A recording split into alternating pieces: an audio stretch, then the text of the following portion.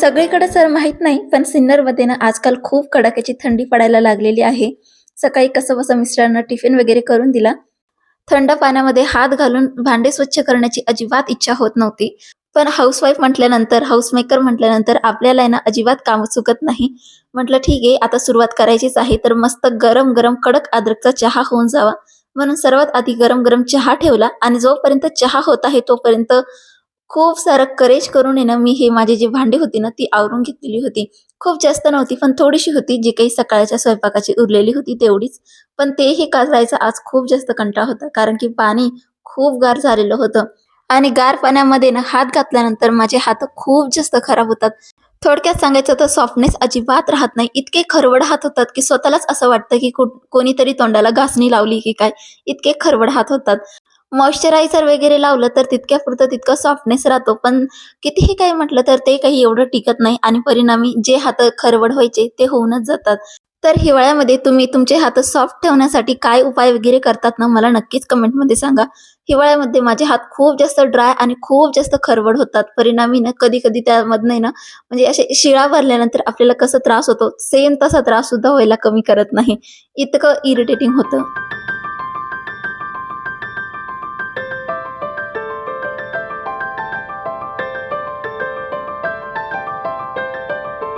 बघायला गेलं तर मी खूप जास्त अशी चहाप्रेमी अजिबात नाहीये. पण कधी-मधी थोडाफार चहा घेत असते आणि चहा पण मला अगदी प्लेन अजिबात आवडत नाही. त्यामध्ये ना भरभरून अद्रक असेल तरच मला तो चहा आवडतो. आणि ओव्हर द टाईम मला एवढा अनुभव आलाय, जर तुम्ही अद्रक टाकल्यानंतर चहा खूप वेळ जर उकळला ना, तर त्याच अद्रकचा फ्लेवर आहे ना खूप जास्त कमी होऊन जातो. आणि जर हा अद्रक तुम्ही थोडा जरी टाकला आणि एक उकळी काढल्यानंतर लगेच गाळला ना, अगदी थोडा अद्रक घातला तरीही सुद्धा आपला चहा अगदी कडक होतो.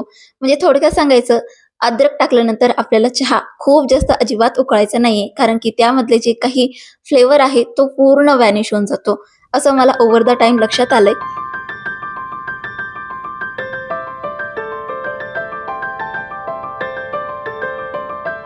चहा वगैरे घेऊन झाल्यानंतर आहे ना, माझ्या लक्षात होतं की मला आज दळण वगैरे करायचं आहे. कारण की ना आता आज जर दळण नाही केलं ना, तर परवा नाही तर तेरवा मला आहे ना, पिठासाठी ना खूप जास्त धावपळ करावीच लागेल. त्यामुळं आज कोणत्याही हालतीमध्ये ना मला दळण करून घ्यायचं होतं. थोडंफार पीठ उरलेलं होतं. ते पीठ आहे ना मी दुसऱ्या कंटेनरमध्ये ट्रान्सफर करून घेतलं आणि ही डब्बे ना मी व्यवस्थित घासून पुसून घेतलेली होती. कारण की ना हे डब्बे ना आपण जर आता नाही घासले ना, तर नेक्स्ट टाईमपर्यंत हे खूप जास्त खराब होतील आणि अनवॉन्टेड गेस्ट आपल्या घरात यायला कमीच नाही. तर मग त्यांना आपण आमंत्रण कशाला देऊयात? म्हणून डब्बे स्वच्छ करून घ्यायची माझी पहिली प्रायोरिटी असते.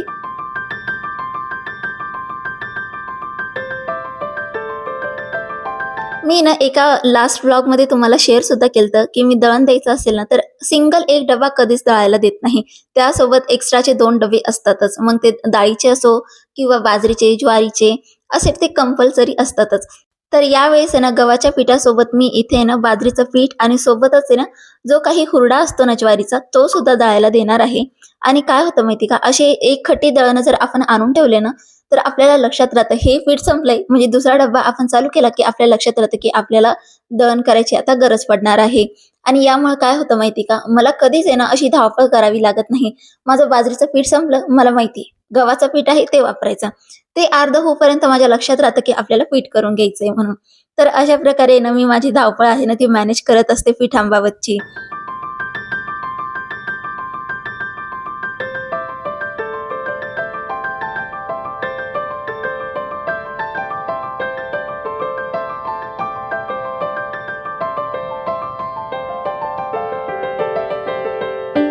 डब्बे वगैरे घासून घेतल्यानंतर डब्बे मी उन्हामध्ये वाळवायला ठेवून दिलेली होती.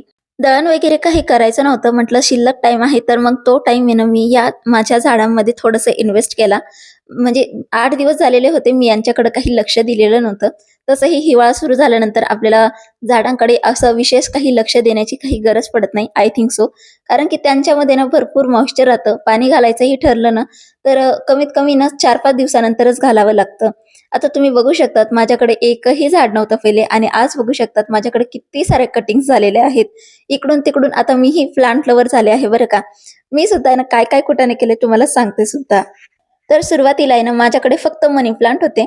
म्हणजे मी एका कटिंगपासून हे सगळे मनी प्लांट केलेले आहे थोडे, थोडे, थोडे करून. आणि तुम्ही बघू शकता हे माझं पहिलं मनी प्लांटची कटिंग आहे आणि ही खूप सुंदर ग्रो झालेली आहे. तिला बघून आहे ना मला खूप जास्त मनाला आनंद होतो. त्याची ग्रोथ छान झालेली होती म्हणून त्याला मातीच्या कुंडीमध्ये मी ट्रान्सफर करून घेतलं होतं आणि सोबतच 2 काचेच्या जार माझ्याकडे शिल्लक होता. तर त्यामध्ये सुद्धा मी हे मनी प्लांटच्या कटिंग्स लावून घेतलेल्या होत्या. खूपच सुंदर दिसतात हे कटिंग्स खरं सांगते मी. आणि महत्त्वाचं म्हणजे यांना असं काही स्पेसिफिक ऊन लागेल किंवा खूप जास्त काळजी करावी लागेल असं काहीच नाही. खूप इझिली मेंटेन होऊन जातात आणि घरामध्ये छान ग्रोही होतात.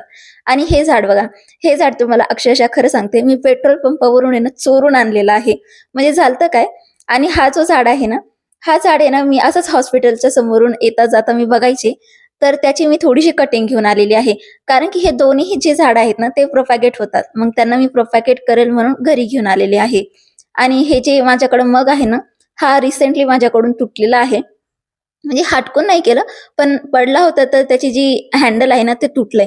तर याचंच मी लवकरच प्लांटर करेल. पण अजून सध्या माझ्याकडं माती वगैरे नाहीये ना, त्यामुळे मग मी याला असंच पाण्यामध्ये ठेवलेलं आहे. तर मागच्या एका ब्लॉगमध्ये ना मी तुमच्यासोबत शेअर केलं होतं, की मी ना प्रथमचा फोटोशूट केलाय म्हणून.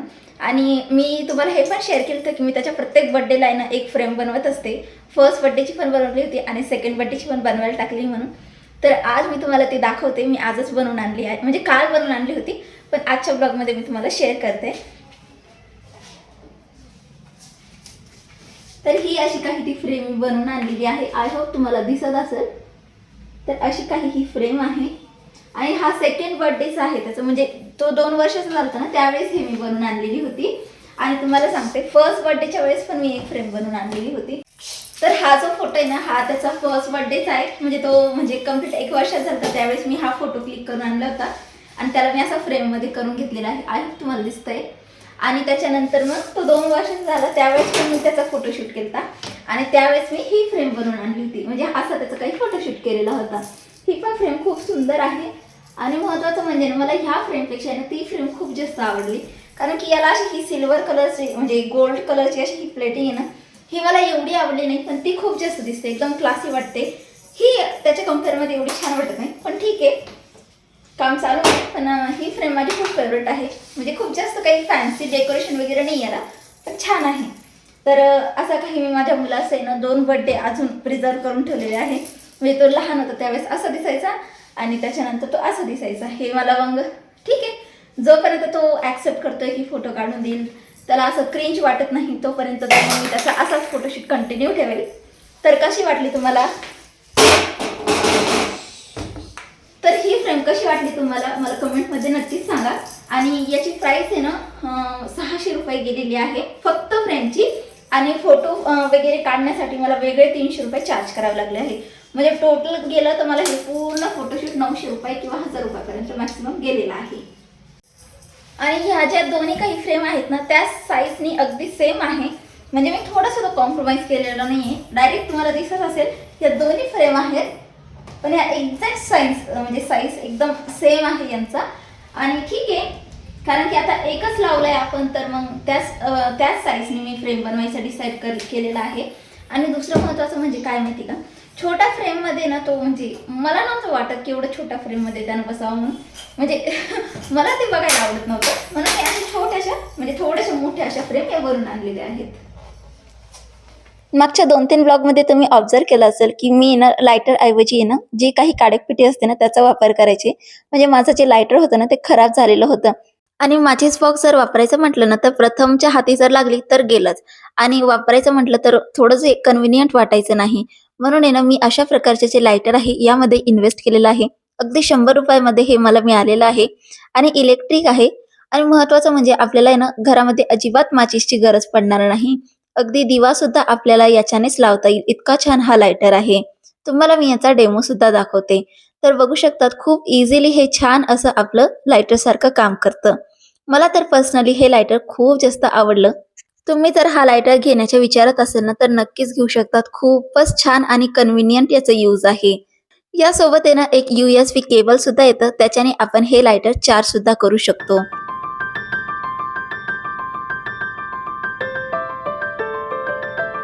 त्यानंतर संध्याकाळी ना इथे मला दळणासाठी द्यायचं होतं. तर दळण वगैरे असं स्पेसिफिक करण्याची काही गरज नव्हती. कारण की धान्य असं खराब वगैरे नव्हतं. आत्ताच माझ्या आईने ते पाठवलेलं होतं माझ्यासाठी. त्यामुळं अगदी स्वच्छ होतं. एक्स्ट्राची मेहनत घ्यायची काही गरज पडली नाही. आता ही मी लगेचच डब्यामध्ये ट्रान्सफर वगैरे करून घेते आणि संध्याकाळी हे ना प्रथमच्या पप्पाकडे दळण्यासाठी मी देऊन देईल. तर असा काही आजचा दिवस होता. असा काही आजचा बिझी व्लॉग होता. कसा वाटला आजचा व्लॉग मला कमेंटमध्ये नक्कीच कळवा. भेटूयात अजून एका इंटरेस्टिंग व्लॉगसह आणि हो, तुम्हाला जर माझे व्लॉग आवडत असतील तर चॅनलला सबस्क्राईब, व्हिडिओला लाईक, शेअर, कमेंट करायला अजिबात विसरू नका. चला तर मग मंडळी पुन्हा भेटूया अशाच नवीन इंटरेस्टिंग व्लॉगसह. Bye bye.